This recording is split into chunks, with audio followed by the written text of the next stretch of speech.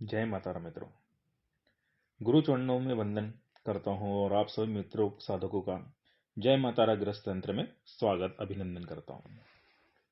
मित्रों, आज हम जानकारी लेकर आए हैं हमारा सनातन धर्म में पूजा विधि पद्धति को लेकर। मित्रों, हमारे धर्म में पूजा करने की कई विधियां शास्त्रों में वर्णित है, जैसे पंचोपचार पूजन, दशोपचार पूजन, षोडशोपचार पूजन, द्वादशोपचार यानी 32 प्रकार से, चतुष्पष्टी पूजन यानी 64 प्रकार से, और एको द्वातृतीयोपचार यानी 132 प्रकार से भी हमारे शास्त्रों में पूजन का विधान है, जो बड़े बड़े कर्म कांडों में किया जाता है। मित्रों, इन सभी विधियों से सबसे सरल और सुगम विधि हमारे शास्त्रों में पंचोपचार पूजन ही है। आज के युग में और आज के परिवेश में समय की बड़ी महत्ता हो गई है। दिनचर्या को चलाने के लिए मनुष्य लगातार समय और माया के अधीन होकर फंसा हुआ है। इसलिए बड़ी पूजा पद्धति करना अब गृहस्थ के लिए रोज संभव नहीं होता। तो मित्रों, हमारे शास्त्रों से सबसे सरल और विधि पंचोपचार पूजन की कही गई है, जिसे हम और आप आसानी से घर में कर सकते हैं। और एक गृहस्थ को पंचोपचार पूजन विधि से ही पूजा पाठ करना चाहिए। शास्त्रों में पंचोपचार विधि के लिए कहा गया है, गंध पुष्प तथा धूप निवेदमेव च अखंड फल मासाय केवलम लभते धुरवम। अर्थात देव पूजन में गंध पुष्प धूप दीप एवं निवेद, इन 5 चीजों का प्रयोग किया जाता है। मित्रों, जब हम अपने शास्त्रों की सलाह के अनुसार पूजा विधि करते हैं, तब हमें अपने सर्वज्ञ ऋषियों के संकल्प शक्ति, संकल्प ऊर्जा का भी लाभ प्राप्त होता है। पूजा पाठ पूर्ण रूप से भाव पर आधारित कर्म है। मित्रों, जैसे जैसे जिसकी भावना वैसा उसका फल होता है। वो कहा गया है ना, जाकी रही भावना जैसी प्रभु मूरत देखी तिन तैसी। मित्रों, यह तो भगत और भगवान की लड़ाई है, जो युगों से चली आ रही है। जो हारे वो जीते। तो मित्रों, अब बात करते हैं पूजा किस प्रकार की जाए। हम हमारे दैनिक कर्म से निर्वृत्त होकर पूजा स्थान पर आसन पर बैठें। आसन पे बैठने से पहले आसन को प्रणाम करें। आसन पे को प्रणाम करने के कुछ मंत्र होते हैं। बाकी हम मंत्रों के द्वारा, क्योंकि हर कोई मंत्रों द्वारा पूजा पाठ नहीं कर सकता, हम एक साधारण सी पूजा का विधान बता रहे हैं, इसलिए हम इसमें मंत्रों का उच्चारण नहीं करेंगे। हम सिर्फ आसन को प्रणाम करेंगे और उस आसन पे बैठेंगे। जिस प्रकार हम स्नान आदि, स्वच्छ वस्त्र इत्यादि धारण करते हैं, उसी तरह प्रभु को भी स्नान आदि कराएं और पूजा स्थान पर विराजित करें।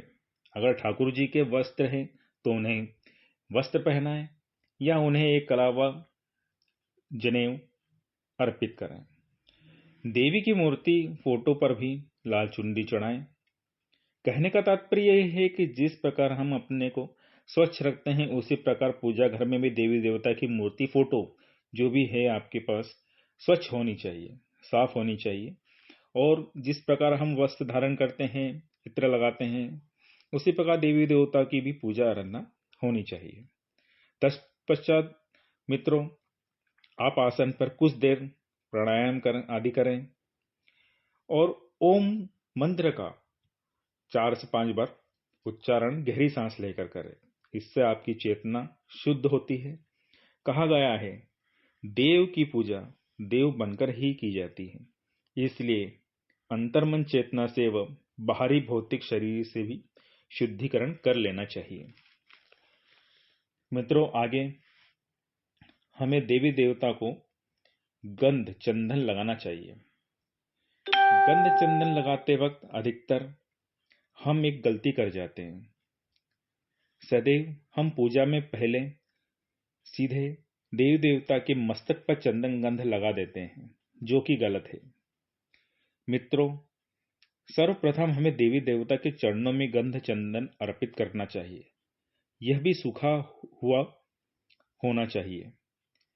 सूखा चंदन, कुमकुम या गंध, अष्टगंध जो भी हो वह सूखा लेना चाहिए। इसे गीला नहीं लगाना चाहिए। गीला अगर हम लगाते हैं तो हमारी अनामिका उंगली से ये चरण स्पर्श होता है। चरण स्पर्श होने से वही चरण उंगली से हम वापिस से देवी देवता के मस्तक पर चंदन नहीं लगाते। तो हमें चंदन, सूखा चंदन ही उनके चरणों में अर्पित करना है। फिर उस चंदन को हम गीला कर लें और गीला करके फिर उनके मस्तक पे, उनके हाथों में हम चंदन, गंध, कुमकुम जो भी हैं उनके लगाएं। मित्रों, आगे फिर हमें उन्हें पुष्प, पल्लव इत्यादि देवी देवता को अर्पित करना चाहिए। यह भी हमें पहले चरणों में, फिर उसकी एक माला बना के तस्वीर पे लगानी चाहिए, या फिर अगर मस्तक पे रखने की सुविधा हो, गिरे नहीं, तो फिर मस्तक पे चढ़ाना चाहिए, उनके मुकुट पे। उसके बाद मित्रों, हमें देवी देवता को, हमारे प्रभु को धूप जलाकर उनके सम्मुख दिखाना चाहिए। इसके बाद हमें दीप प्रज्वलित करना होता है। दीपक तेल या घी किसी का भी ले सकते हैं। यदि आप एक कार्य और साथ करें तो इसका अधिक लाभ आपको प्राप्त होता है। पूजा घर में आप 2 पीतल के दीपक ले आए। वह रोज एक दीपक तेल का और एक दीपक घी का सुबह शाम प्रज्वलित करें। अपने पूजा घर में तो आपकी पूजा से आपको घर के अंदर ज्यादा शांति प्राप्त होगी और लाभ भी प्राप्त होगा। घी का दीपक मूर्ति के सदैव दाएं हाथ पर और तेल का दीपक हमेशा मूर्ति के बाएं हाथ की तरफ रखा जाता है। फिर आप एक और घी का छोटा दीपक ले लीजिए, उसे प्रज्वलित कीजिए और देवी देवताओं के सम्मुख दिखाइए, ठाकुर जी को उसे दिखाइए।